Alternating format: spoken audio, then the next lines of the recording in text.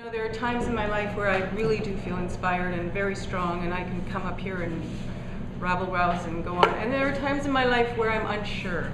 I'm not sure where to go next. That's one of the times I'm at in my life here. And I think that that's okay, and I need to say that that's okay. And again, the topic is so big, I want to say so many things that I'm afraid I'm going to say absolutely nothing.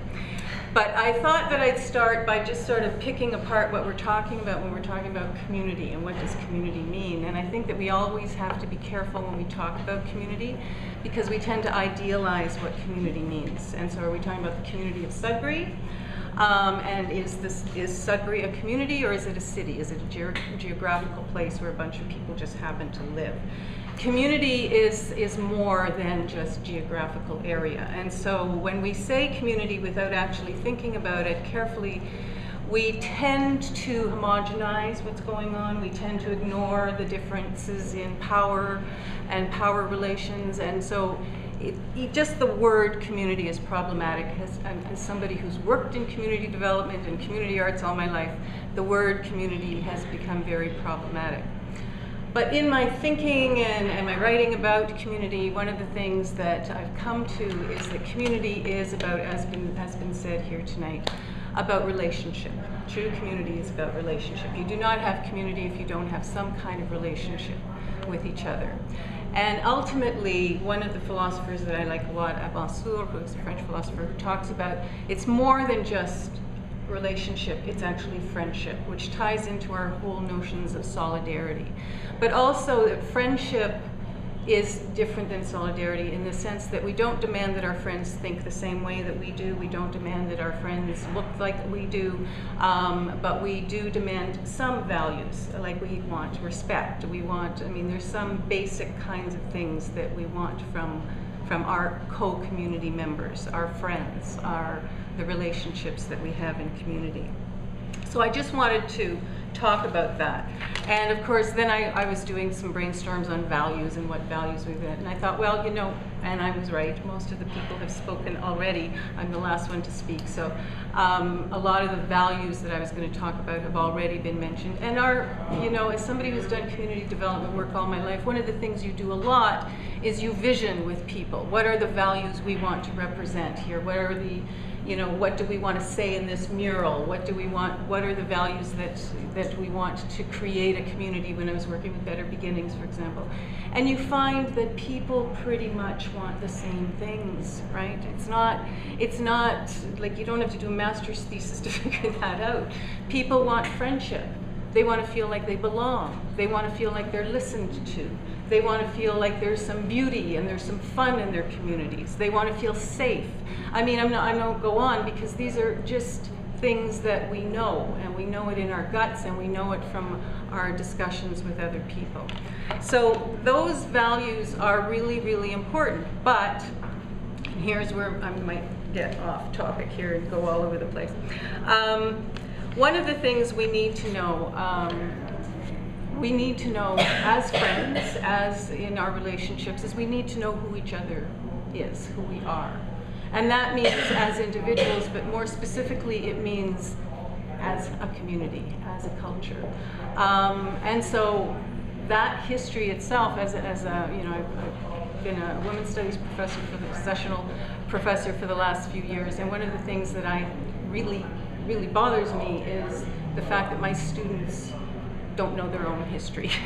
They don't understand, never mind Sudbury's history, they don't understand Canadian history. So I just do sort of these questions, what do you know about this, what do you know about that? What do you know about residential schools? I would say 95% of my students have never heard of residential schools. How is that possible? How is that possible?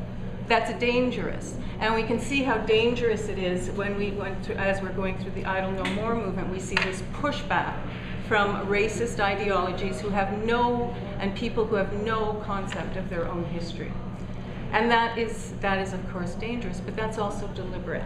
And so, for example, in Sudbury, this is this is indigenous land that we're on, right? And I have, you know, I come back 5 generations in Sudbury. So my great-great-grandfather and grandmother took advantage of the fact that there was cheap indigenous land being offered, you know, to these farmers. And so that's where I get my privilege from.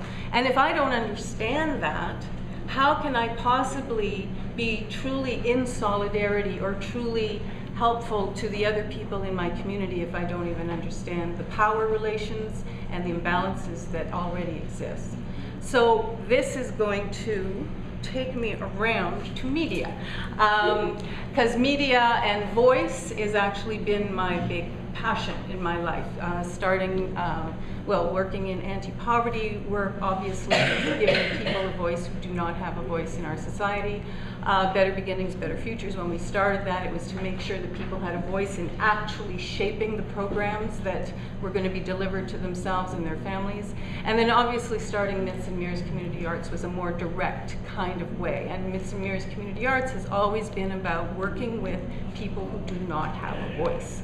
And that, unfortunately, is becoming more and more of us, right? I mean, it's no longer the poor and the marginalized who don't have a voice. I would say most of us don't have a voice.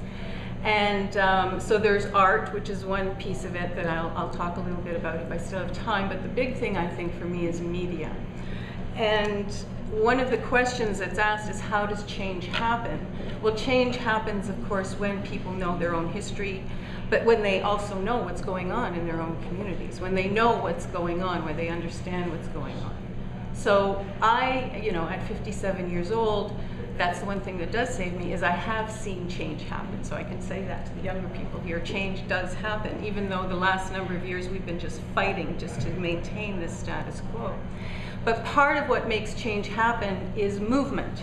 And in order for movement to happen, people need to be able to discuss things and talk to each other and know what's going on. If you don't, you quite literally live in denial, which most of us live in right now. In one form or another, we have to live in denial. If we really look at what's happening at the planet and really logically look at that, terror takes hold. So we sort of immerse that and we live in denial. And the government and media are quite, the mainstream media that we have are quite happy to feed that denial for us, right?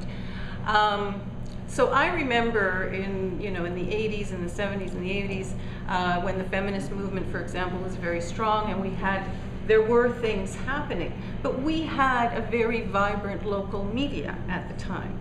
I remember MCTV was a channel just for Sudbury, and North Bay had its own channel, and so on and so on. So in Sudbury, we actually had a noon talk show that I was a guest on quite often, and we would have debates about things like pro-choice or any violence against women. We had a platform where these things could be discussed and people could be educated.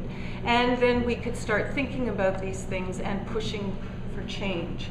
This is so, so crucial. Of course, what we've seen now is, of course, MCTV now has to represent like 20 different thousand communities throughout northeastern Ontario, so nobody gets any information about what's going on in their communities. I don't know if any of you have noticed, and I've only got 2 minutes left, so I won't go into my rant about TVO, but, you know, TVO in northeastern Ontario, we no longer have access to it unless you know the right numbers to call to get Shaw to hook you up, but we've lost free access to TVO in northeastern Ontario. It just happened. Nobody said anything about it. Nobody talked about it. We see what happened to CBC as well. We used to have really good local coverage. We don't have that anymore. They also now have to serve a huge, huge, huge area. You know, Sudbury Star has been taken over by, you know, whoever they're taken over by right now. But again, we have a couple of good local reporters who do try, but otherwise we get filler from everywhere else that is not giving us any information. So voice is hugely important in our community. That's why these initiatives are so important, so that we get to not just hear what each other is doing and hear the issues because they're important, but to establish relationships with each other so that we can support each other in our different struggles. And this is some of the things that, and in terms of how change happens, you see my thoughts are all over the place.